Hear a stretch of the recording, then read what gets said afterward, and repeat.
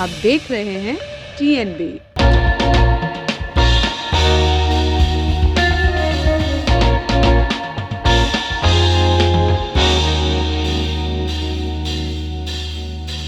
उत्तर प्रदेश में आज बड़ी सियासी हलचल देखने को मिली। यूपी के CM Yogi Adityanath, BSP supremo Mayawati और एआईएमआईएम चीफ ओवैसी तीनों एक साथ एक्टिव नजर आए। ओवैसी ने प्रेस कॉन्फ्रेंस कर सपा बसपा पर एक साथ निशाना भी साधा।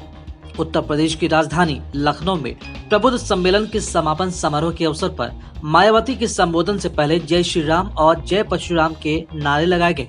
इसके साथ ही बीएसपी का पुराना नारा हाथी नहीं गणेश है, ब्रह्मा विष्णु महेश है, इसका नारा भी लगा।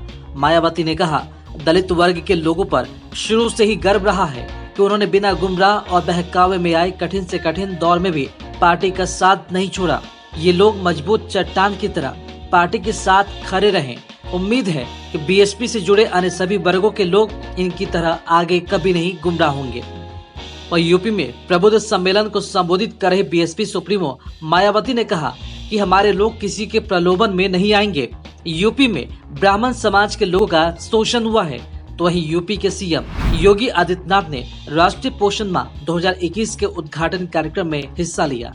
उन्होंने कहा, माँ के स्वास्थ्य पर ध्यान देना और अगर किसी कारण से बच्चा कुपोषित हो गया तो उस पर भी ध्यान देना। इसी को ध्यान में रखकर 2018 से देश में सितंबर को राष्ट्रीय पोषण माह के रूप में मनाया जाता है।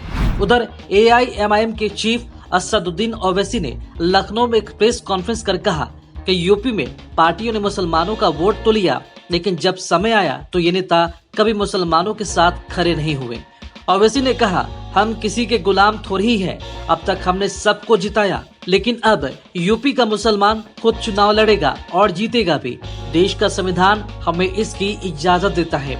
ओवैसी ने कहा, हम किसी के एजेंडे पर नहीं चलते। उत्तर प्रदेश में मुसलमानों की हालत बदतर है। आपको बता दें कि अफगानिस्तान में पाकिस्तान दखलंदाजी के खिलाफ आज काबुल में पाकिस्तान के खिलाफ विरोध प्रदर्शन हो रहा था और इसी प्रदर्शन में बड़ी संख्या में महिलाएं भी शामिल हुई थी। लेकिन प्रदर्शन के दौरान तालिबानी लड़ाकों ने फायरिंग कर दी और इसके बाद प्रदर्शन स्थल पर भगदड़ मच गई और इसी को लेकर ओवैसी ने तालिबान पर निशाना साधते हुए यूपी सरकार को भी घेरे में लिया। इसी के साथ आपको ये भी बता दें कि ये जो भी सियासी रण चल रही है, ये सब जमीन तलाशने की तैयारी है, क्योंकि आने वाला वर्ष 2022 में यूपी में विधानसभा चुनाव होने वाला है और इसी को देखते हुए अभी से ही यूपी की सियासी जमीन तैयार की जा रही है ताकि यूपी की सियासी रण को जीता जा सके।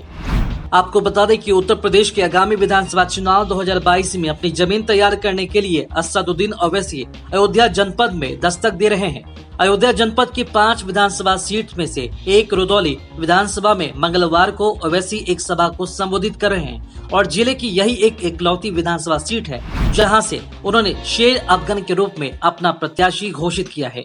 यहाँ यह जानना महत्वपूर्ण है कि रुदौली विधानसभा अयोध्या जनपद की इकलौती ऐसी सीट है जहां मुस्लिम मतदाताओं की संख्या सबसे अधिक है और लंबे समय से इस सीट पर समाजवादी पार्टी का कब्जा रहा है। फिलहाल मौजूदा समय में विधानसभा सीट पर भारतीय जनता पार्टी का विधायक इस सीट पर काबिज है और इसके पीछे वह रणनीति है जिसके जरिए भारतीय जनता पार्टी ने समाजवादी पार्टी के सीटों के गणित में अपना नंबर बढ़ाया है। खबरों में फिलहाल इतना ही। देश और दुनिया की ताज़ा अपडेट्स के लिए लॉगिन करें www.thenationalbulletin.in पर।